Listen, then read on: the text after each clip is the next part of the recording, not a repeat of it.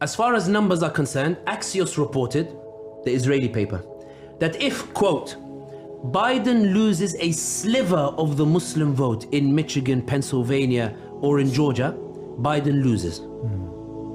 Politico writes that if the Muslim Abandon Biden campaign unites the Muslims in punishing Biden, Biden loses the election. For them, it's not a maybe. For them, he loses the election. Right. The only ones who don't believe it are the Muslims. The only ones who don't believe in the power of the Muslim vote are a large strand of the Muslims. The reason why I say this is because it's an accurate reflection of the state of the Ummah. In that the Ummah's never actually been weak. The Ummah's always had power.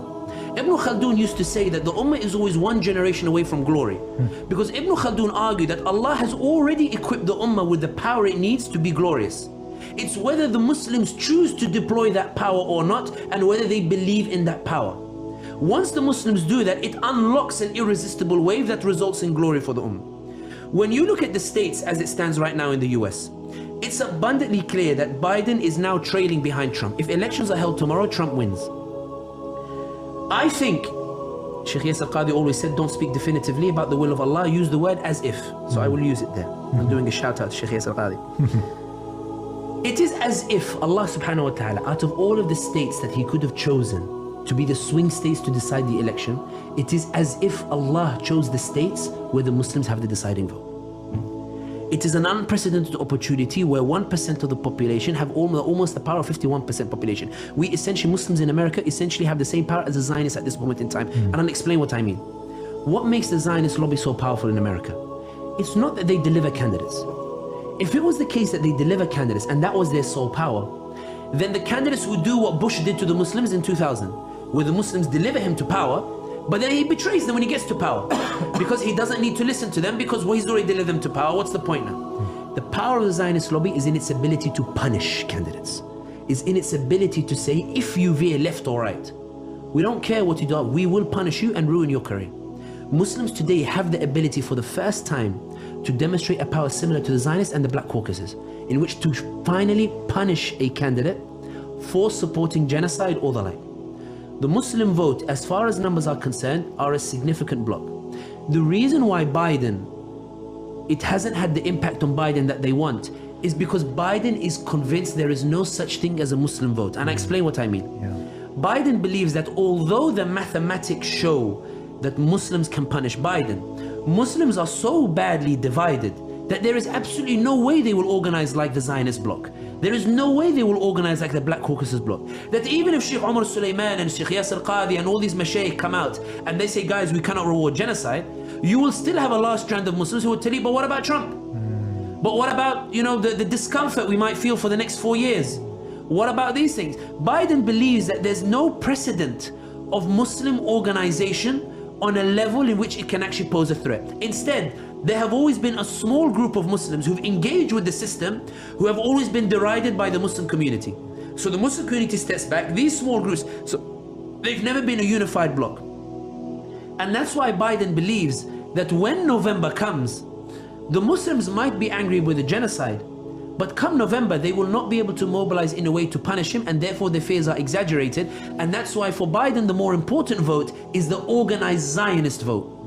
To make sure they don't feel like Biden abandoned the Zionists, make sure he doesn't want them to feel like Biden abandoned the Israelis. He believes the Muslims will eventually come back anyway. They'll be angry today, tomorrow, but when they sit in their lovely big homes or the like, and they have big homes, Muhammad Jalal, mashallah. I can't lie, my flat is decent, but I can't lie to you, when I entered, I felt claustrophobic after coming back from Texas and these places, like mashallah, they have. Biden says that as a result of the comfort that many of these Muslims live in, they will not compromise it for the sake of an event that takes place thousands of miles away. And that's why I think that, to answer your question directly, Muslims mathematically and politically have the power, in my opinion, to punish Biden and set a precedent for the first time in American political history, that just as when you upset the Zionists they can punish you, just as when you upset the Black Caucus they can punish you, they have an opportunity to set a precedent that when you punish the Muslim vote, when you do genocide, the Muslims also have the ability to punish you as well.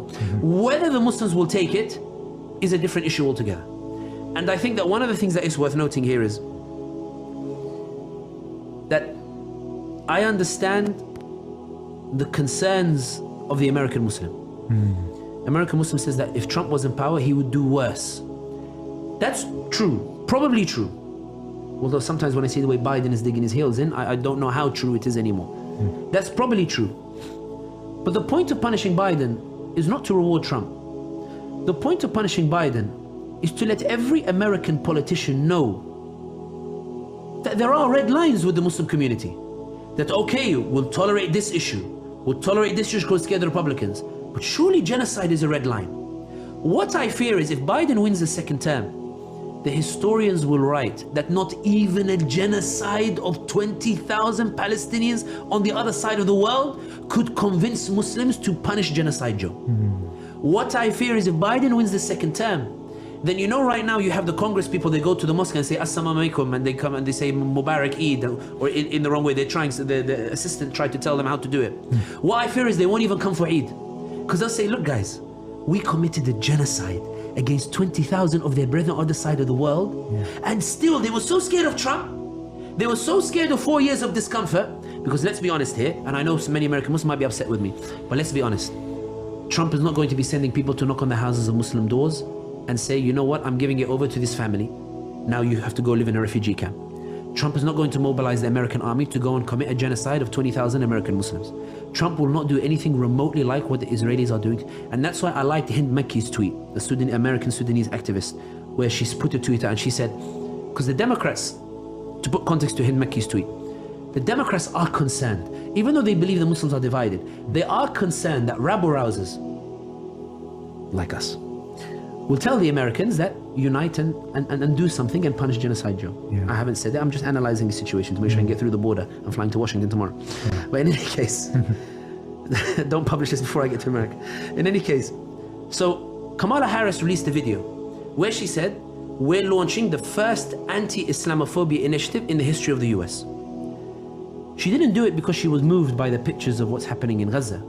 She did it because the Democrats sat at a table and they came and they said, these Muslims, though it's likely they'll come back to us in November, there's a chance they won't. There's a chance they'll punish Genocide Joe. Let's throw them a bone to make them feel like we care about them while we're massacring and committing genocide on the other side of the world. Then they sent out an email to Democrats saying, we're against the Muslim ban.